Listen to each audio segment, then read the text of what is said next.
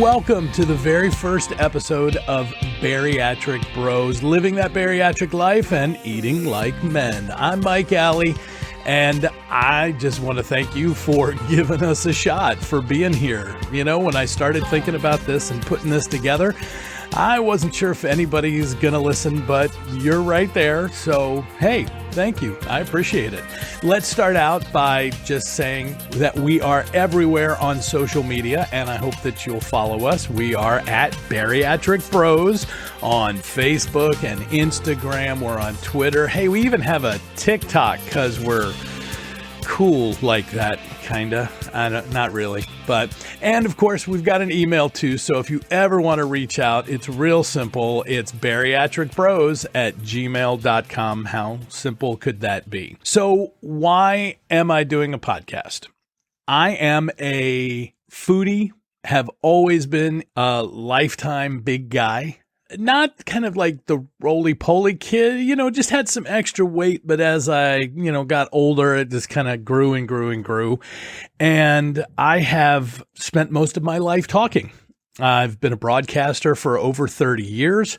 I'm a live event producer. So I have been behind the mic for so many years. And when you do something that is as life-changing as bariatric surgery is, you need to process it.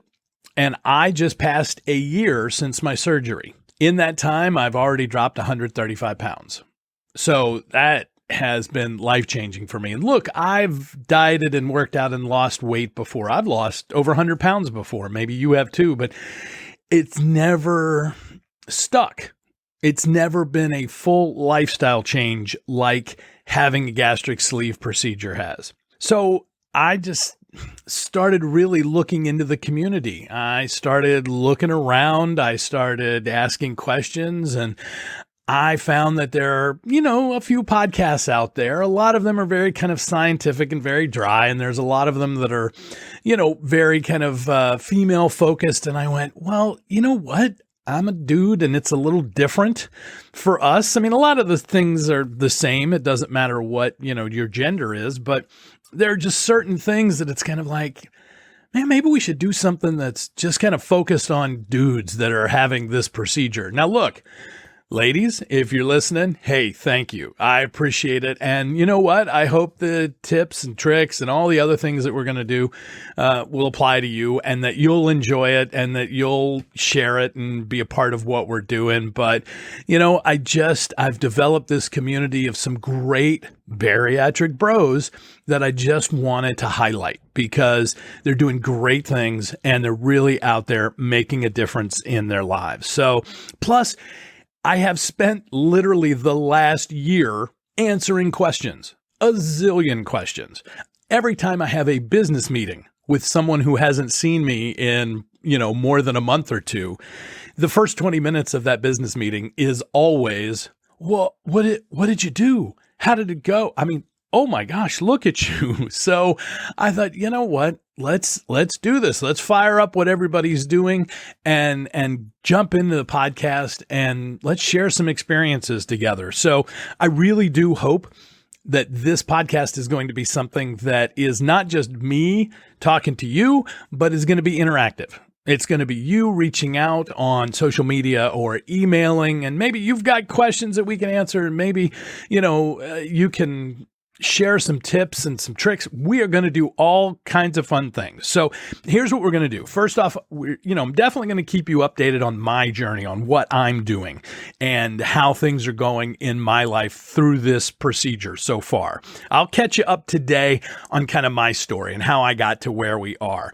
But this is not just going to be about me. We are going to have other cool things on here, and I want to keep it fun and light. Honestly, you don't need just another look. We all, if you've had the procedure, if you're in process, you know how dry some of those seminars can be, sitting there trying to listen to all about nutrition and all about vitamins and all about it. Here's the thing. It's super important and you got to do it. But I want this to be fun. I want this to be a little lighter. I want this to be, the real life of what it's like. So that's what we're going to do. I'm going to keep you updated on what's happening with me.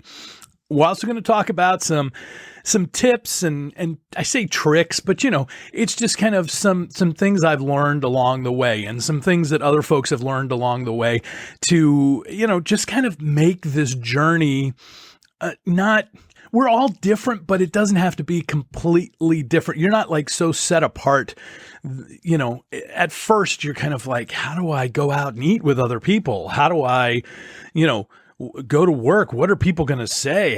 This is going to be weird. And yeah, you have to do some different things in order to follow the program and stay in the lifestyle, but you do not have to feel like you're totally set apart. You're not out of the clique of, the rest of things. It's not high school all over again. As a matter of fact, you're going to feel less like that probably the farther you go into this, and especially when you get into the bariatric community, because there's so much support and so much love. And I've got to tell you, that just has resonated with me so much. People are so willing to reach out and help and connect. Plus, I want to bring in some of my bariatric bros. Yep, I'm going to be talking with other guys that have gone through this procedure, talking about their stories, talk about their struggles, but also just kind of about their life and how they've lived after this procedure. And you know what? We'll also talk about the fact that I am a foodie. I will tell you the one thing that tipped me in having this procedure when I went to the first seminar. I'm getting into my story a little bit, but was the doctor that I did, Dr. Singh, who is is just like a leader in bariatric surgery, was on stage and he said, if you're a foodie, you can still be a foodie after this procedure. You're just going to take half of it home. And I went, hey, that's not bad, because I don't mind paying for a great meal. But if I'm paying for a great meal and I'm only going to eat 4 ounces of it, well, hey, at least I get to take it home and I get to eat it 2 or 3 more times. So, that's going to help my wallet as well. So we're going to talk about food. There's going to be a lot of that in here. And, I'm thinking about things like maybe we'll do some taste tests. Maybe we'll try some of the new things that are coming out on the market that are protein forward or geared towards weight loss or the program. And I'll tell you what I think. Doesn't mean that I'm 100% right. Everybody's tastes are different. But you know what? We'll do some of that and we'll let you know. Maybe you'll find a new snack or a new thing that you need to get you through that'll help you get through what you're doing. By the way, I should probably stop here and mention something. This is a podcast about opinions. I'm a guy who had a procedure and I'm going to talk about life. And we're going to have people on here talking about life. I am not a medical professional. Everything that you're going to hear on here is my opinions and my life or the opinions of our guests. And unless we specifically are having a doctor or a nutritionist, you and your doctor have to determine what your plan is and what you need to be doing. So I just want to throw that disclaimer out there that I am not a doctor, nor do I play one on this podcast. So you're going to hear my opinions. You're going to hear my real life. And when I'm on plan and maybe things that I do that don't necessarily follow what your doctor has said or what your plan is or what you're doing. Doesn't mean that I'm right. It doesn't mean that you're right. It just is our life. So you can take my tips just as they are. It's about my life and my journey. So I'm not putting out there saying that you should do the same things that I'm doing. Just so we get that in there. The lawyer's back here, and that's what he's, telling me to say. So how did I get here? How did I get where I am? How did I lose 135 pounds in the last year since getting sleeved on June 26, 2019? Let's start back at the beginning. I was a heavy kid. Like I said earlier, I was not kind of the roly-poly. I mean, I go back and I look at photos. And you may, if you've had the procedure, you've probably looked at photos of yourself, especially going back a few years. And when you do your transformation Thursday or your face-to-face Friday pictures and post them on social media and go, oh my gosh, wow, I was so big. But I look back at my pictures when I was a little kid and into my teenage years, and I wasn't the round roly-poly kid. However, I always remember that we had to buy husky clothes. I was always a little heavier. I always carried some weight. I remember getting teased in school about being the fat kid. And like I said, I look back at those pictures and I think, I really wasn't like the quintessential fat kid, but I guess I had enough weight and I was the biggest one in the class as far as my weight goes, so I got teased. It never really bothered me a ton. A ton. Wow, that was an interesting choice of words, right? But I must admit, looking back, that it's something that I always wished was different. My dad's side of the family was big people. I got through the childhood pretty good, and it wasn't like a thing that bothered me. And into my 20s, getting married and moving on, it just kind of, the weight just kind of gained. It just kind of happened. And I wouldn't be happy about it, but it was just kind of life. And so you just buy bigger clothes and you just keep moving on. I think the biggest crutch for me was I was always super healthy. I wasn't super working out or anything, but the way my body reacted, I had low cholesterol. My blood pressure was always great. I was just a big, healthy dude. And you know what? When you don't have anything that moves you forward to make a change, why do it? Hey, I get to eat everything I want. I get to stuff my face. I have some emotional eating issues that I've found out about, but you know what? It doesn't matter because I'm still healthy. Moving down the line, you deal with, my knees hurt a little bit, or my ankles as you get older and all of that. But it's kind of like once you live with that pain for a number of years, then you just don't even realize you're living with it anymore. It's just part of who you are. And so that was kind of my life. I was the big guy. And then I got into radio. And let's face it, it is one of the more sedentary jobs. You sit behind a microphone for 4 to 5 hours a day and talk, and nobody sees you. So again, no real need to worry about my image. And I always tell people, I said, I think I have the reverse body dysmorphia. You know, that's the body dysmorphia is a lot of times attributed to folks who have anorexia. They look in the mirror and they see a fat person, even though they're skin and bone, they see themselves as fat. I said, I always looked in the mirror and went, hey, that's not too bad. Yeah, I'm doing all right. And I like to dress. And, I've always said if I could afford it, I'd probably be a clothes horse. But it was just, I just did it. I just lived it. Now, what I didn't like, though, was to then go back and see a photo. Because for some reason, looking in the mirror, I saw a thinner person. But when you see the photo of yourself, you go, oh my goodness, wow. Do I really look like that? Am I really that big? I mean, I remember saying to my wife early on when I was gaining, and I said, look, don't ever let it get so that my stomach is, out past my knees. But it happened. But again, I rested on hey, I'm healthy. So I'm big. My whole family's big. Hey, that's just genetics. I never really did much about it. Then around 2008, I saw video of myself. I got a chance to go to Nicaragua with a charity, and they shot video while we were there. And while we're going through this process of being in Nicaragua during their steamy, rainy season. So literally we were soaking wet the entire time and walking through these little shanty villages. And when I saw the video back, I teared up because I just went, look how big I am.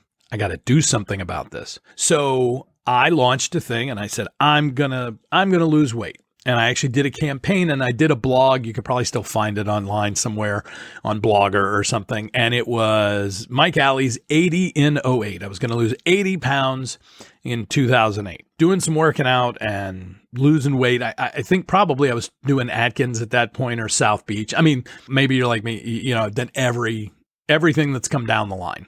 Every diet that's come down the line. I did Atkins. I did South Beach. Hey, you remember Susan Powder? You remember that crazy workout lady with the blonde spiky hair? And I guess I was in my late 20s probably when she came on TV and the infomercial was everywhere. And it's about burning fat. You can eat all this food. She would have mounds and mounds of beans and all these other things. And she said, it's all about fat. So if you can eat all this that you want and be satisfied, just don't eat fat. And I actually bought that. I'm not a big infomercial guy, but I bought that program. And I will tell you that I did the stuff and it did not work.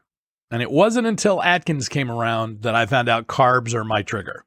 Carbs are what make me gain weight. When I start dropping the carbs, my energy goes up. I feel better. And I thought Atkins was my savior. But you know what? Again, you can't live on it. I know people do, but I just couldn't live on it. I just couldn't stay that course. I like too many things. I'm a proponent of, why can I never ever have another orange or a banana again? That doesn't seem right. All this food was created for us in moderation, and it just doesn't seem that right to not have that. So I tried the Susan powder. It didn't work. I went on Atkins. I did South Beach so that I could add a few more carbs and fruit and things back in. None of that worked. But I saw this video of myself in Nicaragua, and I went, got to do something. So I said, I'm going to lose 80 pounds in 08. And I started out well, because again, I can drop 15 or 20 pounds at the drop of a hat. I was a big guy. It doesn't take a whole lot to do that. Stop drinking sodas, stop drinking your sweet teas. It comes off. But when it got down to the brass tacks, it was just, I did not have the structure in my life, and I was not ready for it. So I did it. I got to the 80 and 08, and then I gained it back in the next year. Probably not even in the next year. After that, I don't remember when it was, but somewhere down the line. And I've been paid, by the way, being on the radio. I mean, when Nutrisystem first came out, back in the early 90s, late 80s, early 90s, one of the radio stations I was at, I was paid to go on Nutrisystem and lose weight. I was paid to do MetaFast. For 3 years, I did MetaFast and was paid. Let me tell you, it's a great motivator if somebody's paying you to keep your weight off.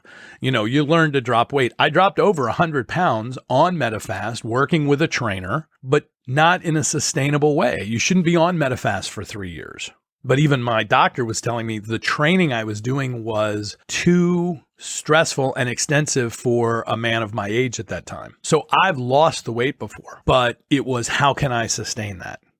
How can I keep it? And slowly, even after the 100 pounds, which was really just about 5 years ago, it started to come back on. So that brings us all up to, I guess, 2018? Yeah. I'm in having my annual physical with my doctor. So we kind of have the same conversation every year during the physical, which is, hey, you're doing great. Your blood work looks great. Your cholesterol's still low. Everything's good. You know, you should probably lose some weight because your joints are going to hurt the older you get. And I look at him and I go, I gotcha. I know what you mean. I'll try to work on that. When he came in this time, he looked at me and he said, hey, Mike, you're looking great. Everything's good on your blood work. Your cholesterol's still low. All those other things are good.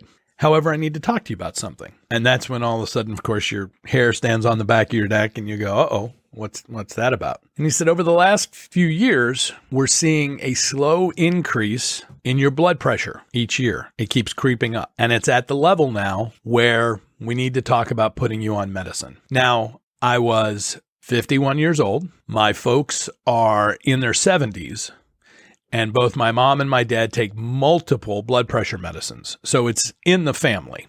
And I just went, wow, I don't want to think about being on blood pressure meds for like the next 30 or 40 years, however long God gives me to be on this planet. And he said, threw it out there. He's like, have you ever thought about bariatric surgery? And the funny thing is I had. A few years back, we have a hospital that's known for it here in the Maryland area. And I'd seen their billboards for years, and they had commercials. And I'd actually gone to their website and I'd looked at it.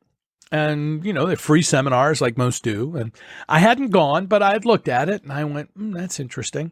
And I just kind of left it there. So when he brought it up and he said bariatric surgery, and I said, I've looked at it, but I've not really investigated it. And he said, I really think it's something that you should look at. And I said, let me do that. Before we go the med route, let me do that. Probably that day, I think I went onto the internet, went to that hospital that I had seen before, which was St. Agnes in Baltimore, and said, okay, here's their program. So I looked at it and I found my doctor, who is literally like the founder of the bariatric program at that hospital. They're like the first hospital to have a bariatric program in Maryland.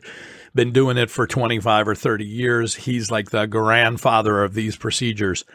And I just went, well, if you're going to go with someone, let's go with the guy who's done the most. Let's go with the guy who's the best. And so that's what I did. So I went to a seminar. He was teaching it. I kind of went in thinking, yeah, I'm going to do this. I know a lot of you have probably spent a lot of time deciding before you have the procedure. I kind of went in with the idea that, you know what, I don't want to go on meds. And if this is a way, then, I'm really going to look at it. But I was concerned, and I'll tell you, because it's such a part of my life, I was concerned about the food. I was concerned about what am I eating after this? Am I literally stuck on yogurt and protein shakes for the rest of my life? I mean, I might rather take the meds. And so I said, let me do this. Let me do this seminar. Let me find out about it. I sat through the 2-hour seminar. And as I told you earlier, he got me right at the end when he was looking at things. And he said, if you're a foodie, you can still be a foodie after bariatric surgery. You're just going to take half of it home. In my head, if it was a cartoon, the light bulb would have gone off over my head. And I just went, bing,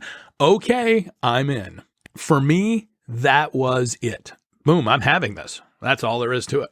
I didn't care how much it was, how much I was going to lose or whatever.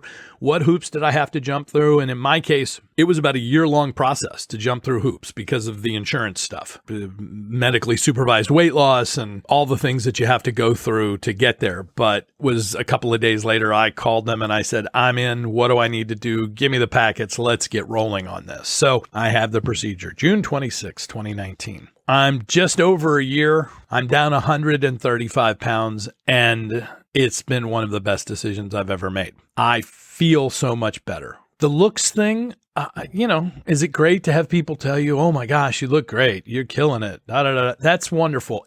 That doesn't motivate me because honestly, I had been comfortable with the way that I look. And I'm not saying that is not a humble brag. It's just kind of, that's been my mode, I guess. It's just kind of there. I've been married to my wife for over 30 years. She loves me, whatever I look like. So I'm good with that. Anybody else, it don't matter. But and especially during these times that we've been in the past few months, being at home, working at home, taking our dog out for walks, now 3-4 times a day, I am walking miles. I get done. And one, I don't have to stop. I'm not breathing heavy when I get back. And the best part is my knees and ankles don't hurt. They just don't hurt anymore. And I did not realize how long I had been living with daily aches and pains. I mean, look, I'm in my 50s. You're going to have daily aches and pains. You're getting older. That's just what happens. But I did not realize how much this weight was affecting the rest of my body with just pain. And if for no other reason than that. Oh, by the way, I should mention the blood pressure. Yeah, back to normal. I mean, literally within probably a month of the procedure, my blood pressure had dropped into, higher than they want, but greatly reduced from what it was right before surgery. The lack of waking up and going, oh, and you put your feet out on the floor and you get up and you're like, oh, and the creaks and the cracks and just the pain. And I'm like, if it was for that alone, I'd do this again and again. I've been truly blessed by going through this process. Now, as you know, whether you've been through it or whether you're prepping for it, it is a mental game. And that is everybody who's asking me not just about how I did it, but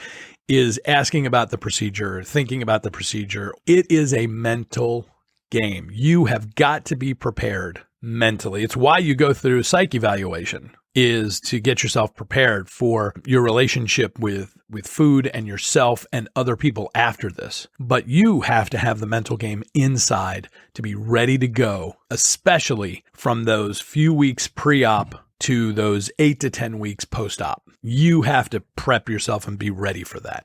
And we'll get into that in future episodes about how you do that and what's going on. But as you can tell, I'm passionate about this. It's made such a change in my life, probably for you. If you're listening to this, you've probably been through it or you're thinking about it. And I just want you to know that I'm here. We're here. The Bariatric Bros are here. And so we would love for you to connect with us. We would love for you to be a part of this community that we're building, that we're a part of. The weight loss community, the bariatric community is huge. And as I said, they're so supportive of each other. And that's what we're going to do. We're going to have fun. It's not going to be just stories and all that, but it's going to be some fun. We're going to have that as well. And we're going to be doing some added content on other platforms. Anyway, that's it for me for right now. But here is how you can help us moving forward. So first off, follow us on all the socials. We are at Bariatric Bros